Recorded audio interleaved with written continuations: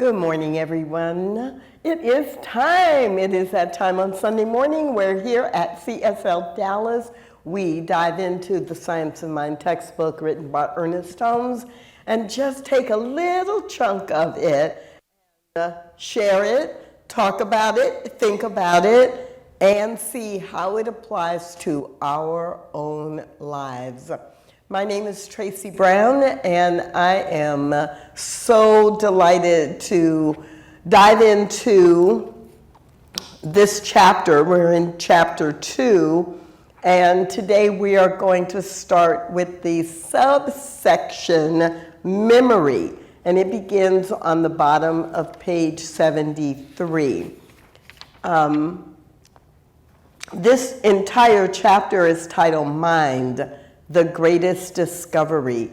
And after having read and marinated on In the Beginning God, what is the nature of God and the infinite universe in chapter 1, in chapter 2 we really get a chance to consider what is capital M, mind, and why is it the greatest discovery. And if you haven't been with us the last couple of weeks, it is important that you recognize that capital M, mind, is not our brain. We're not talking about the human brain and how the human brain thinks and processes. We're talking about mind as universal mind and how we tap into universal mind, and that is how all of life is communicating or expanding or expressing. So, at the bottom of page 73, memory. Pondering on this, humanity came to the conclusion that memory was an active thing and reasoned after this fashion, quote, "Memory must be the storehouse of all ideas that have passed through my mind. Memory is active, for my thoughts come back to me. My thought is conscious of my body, and my body is operated upon by my thought, and it must be operated upon by my memory, since memory is active. But since memory is the result of conscious thought, memory of itself is an unconscious operation of what once was conscious thought." End quote. This is one of the most important conclusions which the mind of man has made. By changing thought, you could change or remold affairs, and by right thinking, bring new conditions into life. Tremendous. So, in the previous section, it ended with, at first man did not perceive this and thought only of his body as self-operating, but when he discovered this was not the case, he found that he could consciously think and decide, and that something happened to his thoughts, and after he thought them, they went somewhere and returned as a memory. So that's where we ended last week, this idea that mind, capital M mind, and memory, universal mind, and all the thoughts and all of the information and intelligence that is in universal mind exists. We ended with how has humanity began to understand this and process it, and we ended with that comment about the idea or the recognition that thoughts went somewhere, who knows where, but they would return to us in our human form as memory. So I'm just going to read this short section on memory again, keeping that context in mind. Memory. Pondering on this, humanity came to the conclusion that memory was an active thing and reasoned after this fashion. Quote, Memory must be the storehouse of all ideas that have passed through my mind. Memory is active, for my thoughts come back to me. My thought is conscious of my body. My body is operated upon by my thought, and it must be operated upon by my memory. Since memory is active, but since memory is the result of conscious thought, memory of itself is an unconscious operation of what was once a conscious thought, end quote. Ernest Holmes then goes on to say, this is one of the most important conclusions which the mind of man has ever made. By changing thought, you can remold affairs, and by right thinking, bring new conditions into life.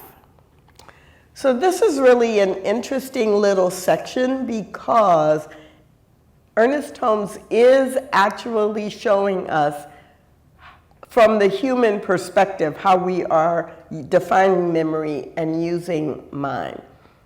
But don't forget that before this, he fully established that mind and memory, the universal nature of it.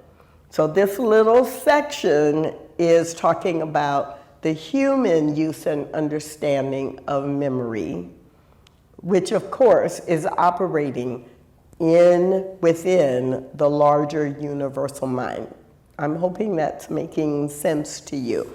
What I don't want to happen is that you don't understand it's a both and, not an either or. Ernest Holmes goes on to write in the next very short subsection titled Science. Science is the knowledge of facts based upon some proven principle.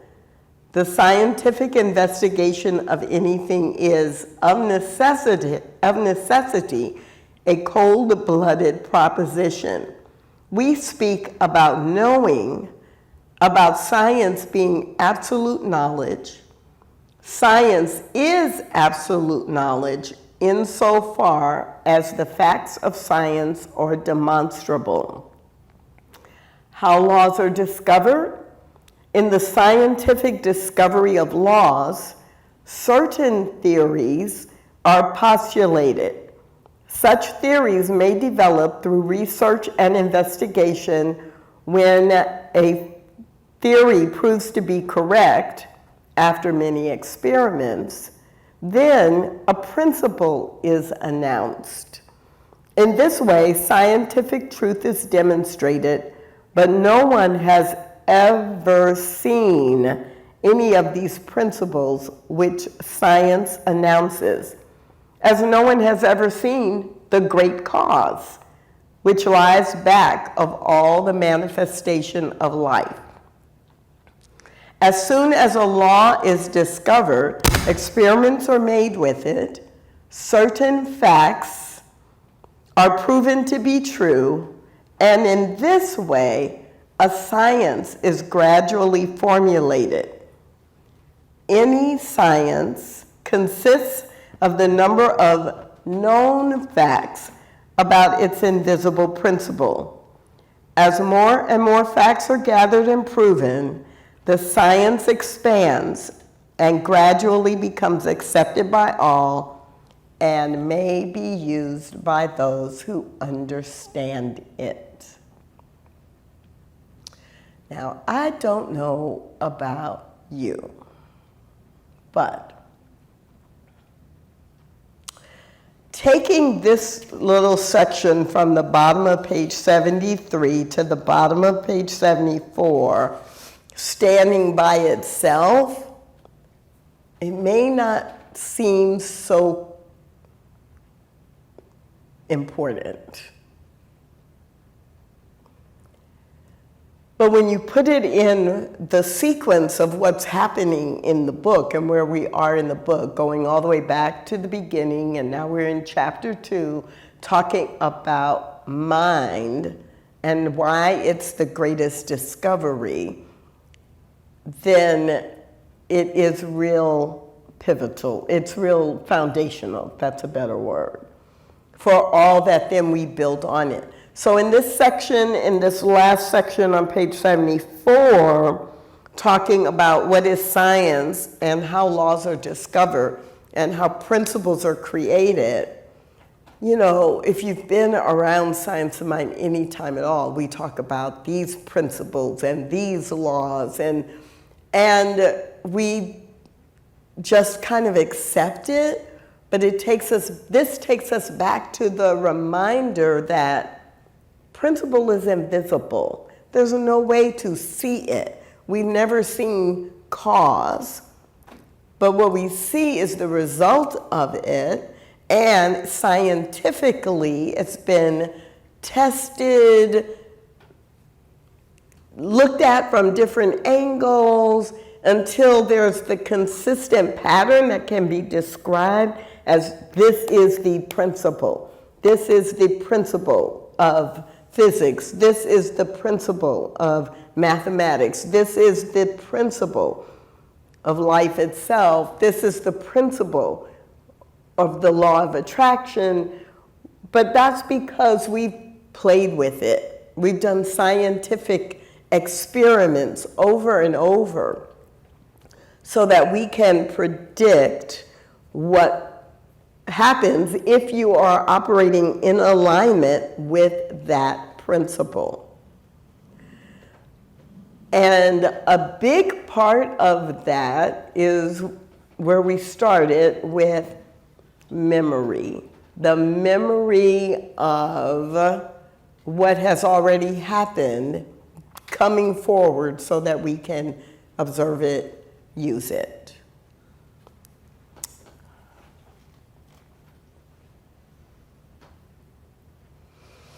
I'm going to stop there for now. So, affirm for me that this makes sense to you, like by putting it in your own words or what you're getting out of it, or ask a question that will help it make more sense to you, or share an example that comes to mind as a result of this little brief section on memory, science, and how laws are discovered. Ryan, how can people participate? Well, that's a good question, Dr. Tracy Brown, and good morning to you, and thank you for introducing me. And for those who are here in the room, hi, hello, and for those who are watching us on Zoom and all over the globe, thank you for joining us and being in community as well. And as you'd mentioned, this is an interactive discussion, and so for the folks here in the room, I have this lovely microphone. If you can, just raise your hand, or myself and the iconic Richard over here to my right will help pass this microphone over to you. And for the folks who are joining us online via Zoom, you can go ahead and hit the raise your hand icon located down below, and I can bring you into the room, which it looks like we have somebody. And for those who are joining us all over the globe on Facebook Live, make sure to put your questions or just check in and say hello inside of the comments. And then that way we can bring that into the room as well. So let's go ahead and get started with the first person that I have here, which is Connie. Connie, would you like to go ahead and unmute yourself and say hello? Good morning. Good morning, everyone. Hey, Connie. Ooh. Wow. Really amazing what you're saying, because it really ties in with my life. When I was a kiddo growing up, I was a pleaser. Because I was afraid of being abandoned and rejected. But then I began to resent it. And a lot of traumatic things happened to me as a kid growing up, or at least one or two, not a lot. But I shoved them into my subconscious mind. And then I couldn't deal with them. But they were impacting my life. And then, I guess it was 1970. Yeah, I was born in 43. I'm 80. I was born in 43. In 1970, I started doing transcendental meditation. We call it TM. And about 2 weeks afterwards, a lot of what was in my subconscious mind was revealed to me. Then it became conscious. And then I was able to deal with it. And that was such a relief. And of course, CSLDallas is supporting me immensely in taking care of these issues. And I'm moving through it. So Connie, that's wonderful. And one of the things I love about what you shared is the reminder that in our human experience, it is possible for us to have things happening or stored in our subconscious that we are not dealing with. And that when the memory then becomes actively or in our presence or in our consciousness, that it can be really scary, it can be really challenging. And if we remember what this chapter is setting us up to remember, it's like, oh, memories are really neither good nor bad. They are memories. They are coming up saying, this is something that happened, and it's reminding us of it so that we could deal with it now. That we can choose now, knowing what we know about science of mind, knowing what we know about spiritual principle, knowing what we know, and with the support that we have of other people who know the same thing, the memory is there to give us the opportunity to heal or to grow or to expand or to commit to what it is that we have said we want.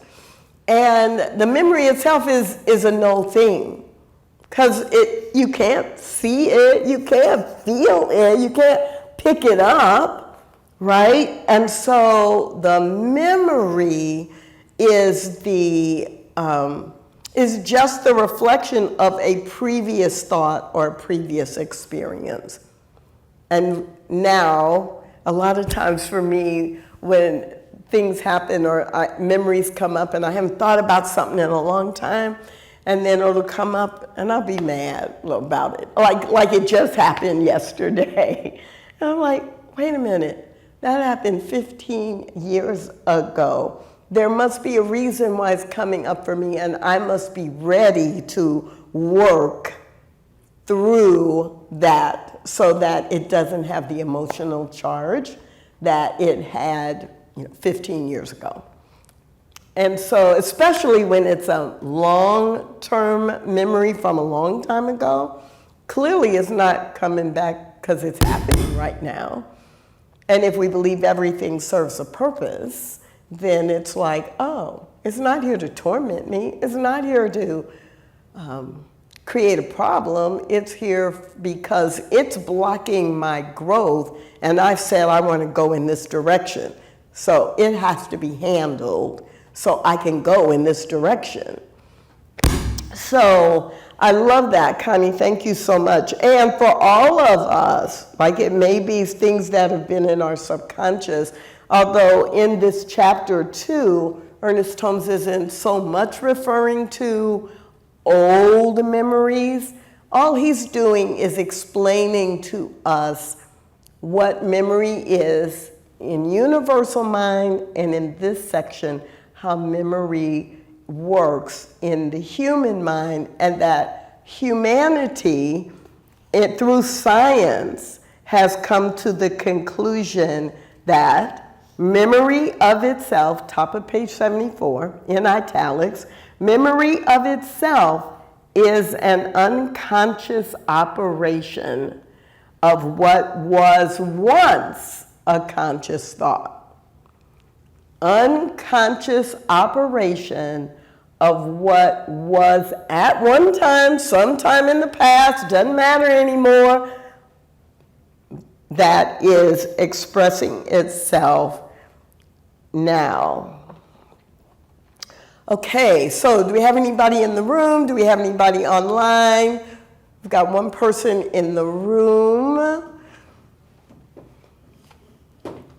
Microphone is coming. Please be sure to say your name. Hello, this is Julia, and good morning. Life, love, the universe. Anyway, I was thinking about what you said, and it brought back some memories of the past 7 or 8 months where I've been taking classes. And it was interesting that the more I read stuff by and through Ernest Holmes, I was surprised and really excited that even though I didn't know about science of mind, I still had those moments of demonstration, those moments of real truth, even though at that moment I didn't know what they were. And so that is exciting because that tells me that I am on the right road.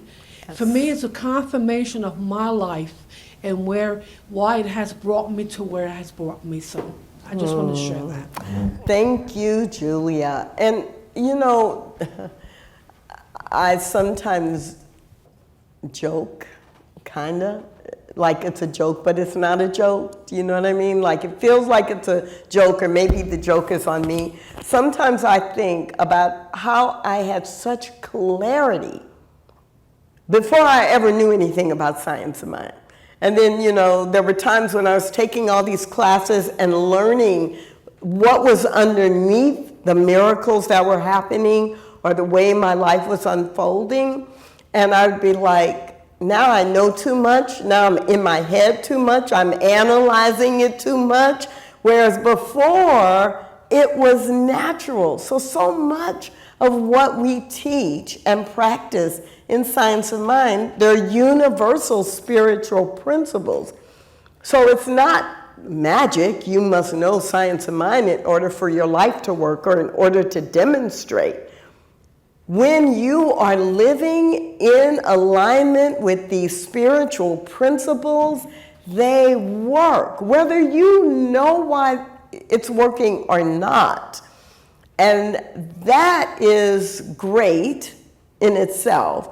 And then what I do love now that I've had kind of now I'm in my head too much, now I can go back to just allowing and integrating the principles into my life. Now because I know them, I can do it intentionally. So our theme this month is manifesting miracles, and that's really what we're talking about. Like, how do you manifest a life that works for you and a life you love as you're navigating all of the human stuff that happens? And you can do that intentionally when you know or understand how universal principles and universal mind works. Ryan. Yes. And I'm going to call in Brenda. Brenda, do you want to go ahead and unmute yourself? Good morning, Dr. Tracy, Brian and community. Good morning. When you first read the sentence, and I don't have my book in front of me, I'm sorry, so that memory is an unconscious expression of a previous thought. What went ding, ding, ding to me was a tie-in, an initial response of, let's take the issue of PTSD. Unconscious thoughts pop up all the time that are not in the present. Yes. They cause neurohormonal physiologic changes in the body now that I'm going to make one comment as a physician and one comment as a science of minder. The physician comment is when adrenaline, fear, is released in our body. It's the same chemical as excitement. The difference is our interpretation. And in both cases, you can't think it calm. Think of the little 3-year-old at Christmas. Just sit down and be still while we wait for grandma to open her present. You know, it's not going to happen. Or the adrenaline rushing through for the saber-toothed tiger running after you. And you have to metabolize it out of your body. And one of the best ways of doing that is physical activity. It has to be burned off just like a gas spill. The second comment I'll make that hit me ding, ding, ding is I've had a lot of opportunity this last week to re-examine some of the growth from when I first came in your doors here at CSLDallas to where I am now. And what hit me is on the psychological work I was doing, it was taking those unconscious memories and bringing them into the present time frame that's not now, this is not the current situation, and that's all up in the head. And what Science of Mind gave me in one of the classes I took was the tool, oh, this thought keeps coming up.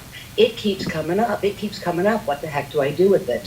What was given to me is, what is the spiritual principle at the root that's not in alignment? And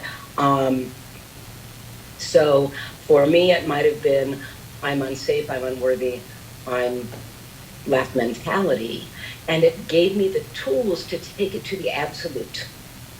The absolute truth is, I am love, I am loved. There is infinite abundance. I am a part of that. And so Science of Mind brought me the vertical tools that psychology had given me the horizontal realm, and I couldn't go any further. And so that sentence of memory is an unconscious expression, whoa, boom, that's exactly it. And that's how the spiritualization, that was in one of the classes, the spiritualization of psychology has happened for me in Science of Mind. With deep gratitude, thank you. Thank you, Brenda. So for everyone else, the quote from Ernest Holmes is, memory of itself is an unconscious operation of what was once a conscious thought. And Brenda, you, basically relayed that well. You don't have to memorize the Ernest Holmes language. That memory is simply the unconscious thought of something that was thought or experienced before. Brenda, I'm so glad you shared what you shared, because here's something that I find myself saying to myself, true confession, and to many others. So in this principle, in Science of Mind principles, when we are applying them and when we are doing our spiritual practice, a lot of times, because we are expanding and we are growing, we'll be growing and life will be all good, and then something comes up and you're like, wait a minute, I already worked on that. What does that do? What? Why is that coming up? I already did that work. Well, that is true, that we do our work at whatever level we are, but then as we grow greater capacity to work or heal past challenges or issues in an even deeper way that we couldn't even imagine when we worked on that 3 years ago or 10 years ago or 20 years ago. And so it is really important that we don't think because some issue or challenge comes up again that we're not doing our work, or we haven't done enough, or we're doing it wrong, or what is this spiritual practice all about anyway? It must not work. This issue has come up again. No, we're growing and expanding. So our capacity to go deeper in our healing and growth is also growing and expanding. Number two, that Brenda, you reminded me of, is that, oh no, wait, I just lost it. No.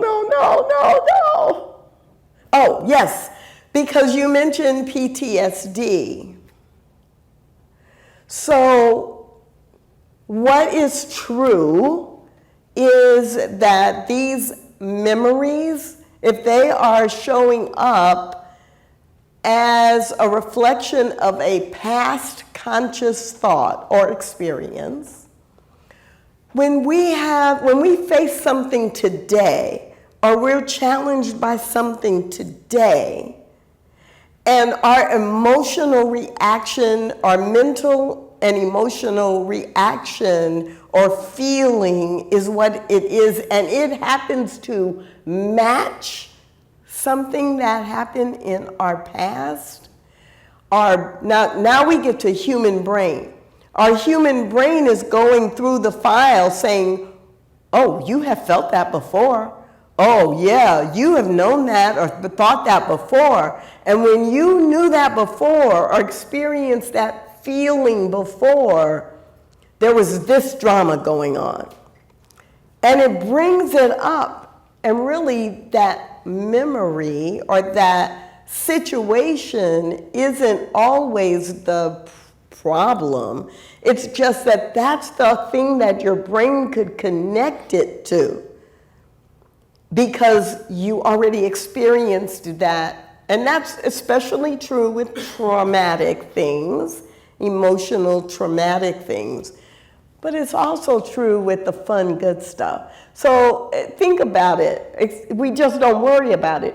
Let's say you have a birthday or an anniversary or graduation, and you're so happy about it, so excited about it. Maybe it's your child or grandchild, and they're graduating from high school, and you're happy for them, but your joy is bigger than just for them.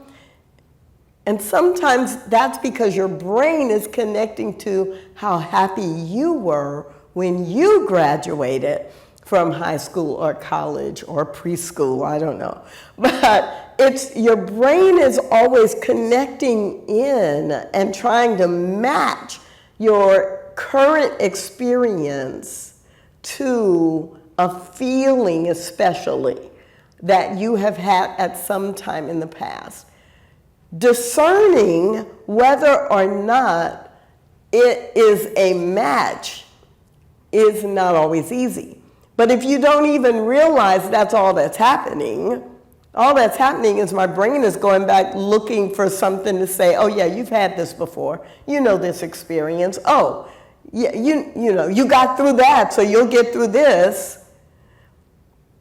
And sometimes it is a direct match, but I'm surprised at how often it's not a direct match. And as soon as I realize, oh, that memory is coming up because I'm feeling some kind of way, but I'm feeling some kind of way about this situation. It's not parallel to this situation or related to this past situation at all. So I can release that and focus on where am I now? What do I need to do to go where I want to go with this situation? And in effect, I put new information, new memories into the place that stores the conscious memories, which is the human brain. Now, as I say that, you saw me hesitate because it's easy to confuse, again, universal mind with the individualized human brain. But they are not direct synonyms or overlaps, but they're both working all the time. Okay, so I need to check in with Ryan. Do you have anybody? And I need to check in with those of you in the room. Comments, questions? No, but I did see a really good quote that comes through, and I love this one. It's by Thomas Troward, and it's principles are not bound by precedents. And that's a very true statement, in my opinion, anyways. Principle is not bounded by precedents. Ernest Holmes quotes Thomas Troward directly on that and credits him with that. And you can read Thomas Torrett as well and find his writing on that. Principle, law, God, spirit, the universal is not bound or limited by precedent. That does not mean precedent did not occur. Be careful. It doesn't mean that the precedent did not occur, which is why it comes up in memory. But it is the most impactful quote to use when something is happening and you feel constricted by it. And one of the easiest ways to expand and get unstuck is that one simple sentence. Principle is not bound by precedent. So it doesn't matter what happened before when I felt this way. It doesn't matter what happened today that makes me so stressed. Principle, God, law, spirit is not limited by what has happened before. So I get to claim the cause. I get to direct the flow of energy. I get to decide what do I want to have happen next, even though this is what is happening now. And principle is not bound by precedent is your gateway to claim and have faith in something new or different happening. That sounds like a Sunday talk. I think that should be. It's not today's talk, but it sounds like a Sunday talk. Anybody in the room before I go to the next section? We have one right here. Say your name, please. Yeah, my name is Patrick. This just brings to mind something I've been really learning lately, both through meditation and counseling, especially EMDR, is when I run up against, either in the moment I'm suddenly upset by something, or I'm thinking about something that I want to do and trying to get there, and I run up against that mental block, that I could sit with that usually and figure out, well, why am I feeling afraid, or I can't push through that. And usually I can go back to some memory, either when I was very young or in my childhood, or sometimes it's even just a feeling. I don't even remember what was happening, but I'm just feel like I am a child and somebody is screaming at me, or telling me to be good, because I guess as a kid I had ADHD. People are always yelling at me, be good, behave, whatever. I see my sister going through this with her youngest, who's in the same thing, and I'm just going, oh my God, I was always being told, I'm not good enough, behave, whatever. And that's just so triggering. So I'm going back into that thing of, I've got to be good, I've got to follow the rules, I've got to behave. And now I'm going, nobody's constraining me like that anymore. I can test my boundaries a little bit. I can try this thing. And so just gradually I'm coming out of that, and it has really improved my confidence, my ability to interact with people. It's been an amazing change, especially the last few months. Wow, thank you so much for sharing that. And I'm guessing that many people in the room and online are like me, like listening to you and going, oh, I can relate to this part of that. Oh, I can relate to that part of what you said. Oh my goodness. And because principle is not bound by precedent, we get to set the pathway going forward without denying what happened before.